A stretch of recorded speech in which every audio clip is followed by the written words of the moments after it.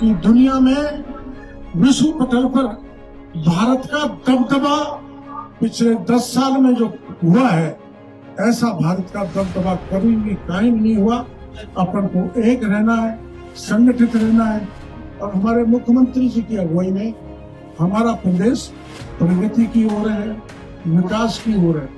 मैं तो कभी नहीं सोच सकता था कि दिल्ली से मुंबई तक एक ऐसी सड़क निकलेगी जो देश की सबसे लंबी सड़क होगी और सवाई माधोपुर का व्यक्ति यहाँ से चल के 3 घंटे में दिल्ली पहुंच जाएगा और 8 घंटे में मुंबई पहुंच जाएगा।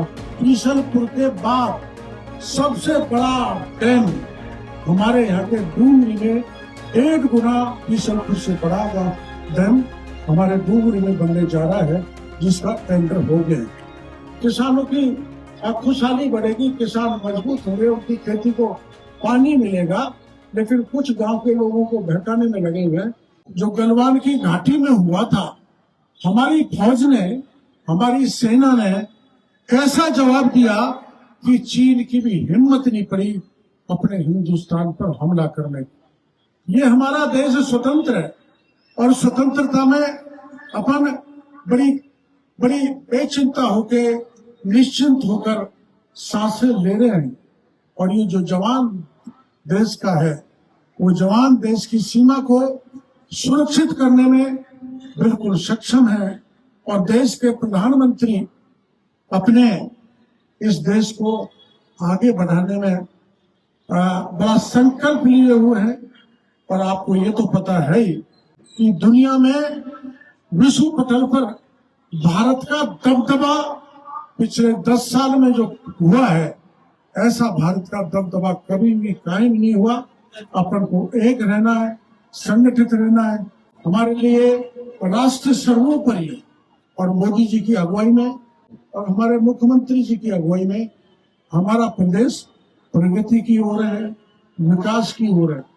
मैं तो कभी नहीं सोच सकता था कि दिल्ली से मुंबई तक एक ऐसी सड़क निकलेगी जो देश की सबसे लंबी सड़क होगी और सवाई माधोपुर का व्यक्ति यहाँ से चल के 3 घंटे में दिल्ली पहुंच जाएगा और 8 घंटे में मुंबई पहुंच जाएगा। यही नहीं होगा, हमारे ये जो दिल्ली मुंबई एक्सप्रेस हाईवे निकला है, इसमें इंडस्ट्रियलाइजेशन होगा। और मुझे ऐसा लगता है कि दौसा तक ये गुड़गांव जैसा हमारा राजस्थान दिल्ली मुंबई का एक्सप्रेस हाईवे विकसित हो जाएगा। एक मैं 89 से ये बात उठा रहा था कि चंबल का पानी बहकर कोटा की डाउन स्ट्रीम से धौलपुर तक करीबन 210 किलोमीटर की लंबाई में बेकार जा रहा है। उस पानी को उठा के पूरी राजस्थान के जिले में डाला जाए, इसकी आधारशिला भी माननीय वसुंधरा जी ने रखी थी। और आपको ये जानकारी है कि ये चंबल का पानी, जिसको ERCP-PKC कहते हैं, वो पूर्वी राजस्थान ही नहीं, हाड़ौती और 13 राजस्थान के जिलों को सरसब्ज करेगी।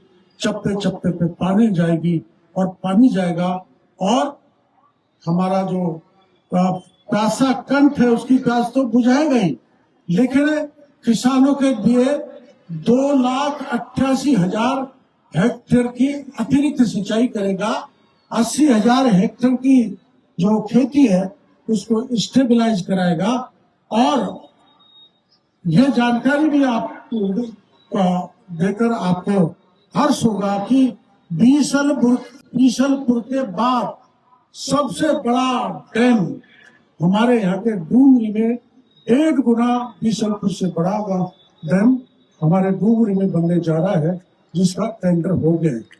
कुछ लोग, मैं इस मौके पर कहने से नहीं चूकूंगा कि कुछ लोग, इतना बड़ा प्रोजेक्ट हमारे यहाँ पर आया है, यहाँ टूरिज्म तो बढ़ेगा ही, किसानों की खुशहाली बढ़ेगी, किसान मजबूत होंगे, उनकी खेती को पानी मिलेगा। लेकिन कुछ गांव के लोगों को बहकाने में लगे हुए हैं। पूरा सर्वे हो जाएगा जब मैं पत्रकार वार्ता करूंगा और गांव गांव जाकर सवाई माधोपुर के भाइयों को समझाऊंगा। लोग बहका रहे हैं कि 76 गांव उठेंगे, कोई 76 गांव नहीं उठेंगे। मैं इस मौके पर, कुछ किसान यहाँ पर मौजूद है, पत्रकार भाई यहाँ पर हैं, इसलिए 76 गांव नहीं हटेंगे। जो बिल्कुल धार में आ रहे हैं, 4 गांव सपोटरा के, 3 गांव सवाई माधोपुर के और 4 गांव खंडार के। इससे ज्यादा गांव उठने वाला नहीं है और उन गांव वालों को मन चाहे मुआवजा देंगे। और मैंने उस दिन मुख्यमंत्री जी के साथ ये तय करा दिया था कि इनकी विशेष कॉलोनी बसाकर जहां ये चाहे वह एक सुंदर सा गांव बनाकर इनको बसाएंगे। इसलिए सरकार की तरफ से किसी प्रकार की कोई कमी उन विस्थापित किसानों को नहीं होगी। वो जो अब वर्तमान में जो उनके गांव में हालात है, जो खेती कर रहे हैं, उससे भी ज्यादा बेहतर फैसिलिटी हम वहां के किसानों को देंगे।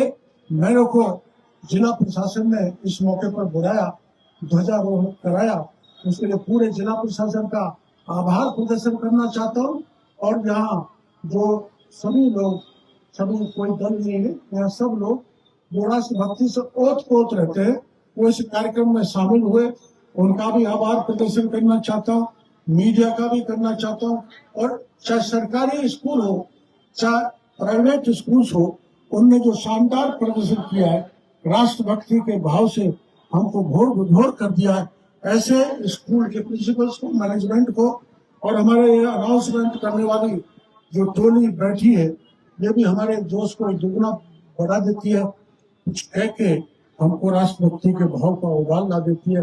ऐसे सब सज्जनों को और उन लोगों को भी धन्यवाद देना चाहूंगा, कर्मचारी या एनजीओ जिन्होंने अपने क्षेत्र में अद्वितीय कार्य किया, चाहे वो स्वच्छता का हो, चाहे वैक्सीनेशन का हो, चाहे हेल्थ सर्विसेज का हो, सब वो चाहूं। और हमारे अधिकारियों ने, कर्मचारियों ने, एनजीओ ने जो इस जिले में सेवा की है, उनको बहुत बहुत बधाई देना चाहता हूँ।